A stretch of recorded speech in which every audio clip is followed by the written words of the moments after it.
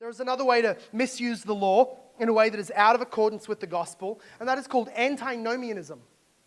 Anti means against. Nomos is the Greek word for law. Antinomian. It means that now that you're a Christian, there's no law left for you. It's amazing. The 10 Commandments were old, they don't apply. The commandments of the Bible are for the really mature ones, which you could do if you want. But really, now that you're saved, the law doesn't matter.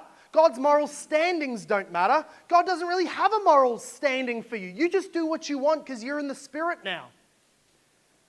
Now, the error of that is in the logic of this passage, where Paul says, look at all of the law-breaking, ungodly sinners, rebels, killing parents, sleeping with homosexual partners, perjurers, liars, murderers.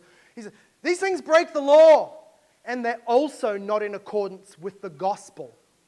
See, the moral standings of the law and the moral standings of the gospel are not different. They are both just the moral standing of God. The law demands and the gospel fulfills, but neither one of them change or have a different standard. So that as a Christian, if you say to me, how should I live my life? I'm going to say, by the Spirit, motivated by the gospel, obey the commands of God.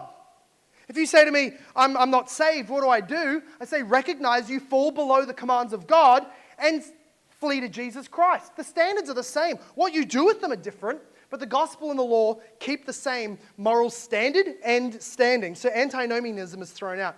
Legalism is also thrown out. This is a way to use the law in a way that is out of accordance with the gospel. And legalism basically just says this. God loves his law so much, you have to earn his favor by flowering up the law, by obeying the law. If you dress and live with the law all over you, then he'll love you. Whereas the gospel says he has loved you and given his son for you, therefore you can walk in the law.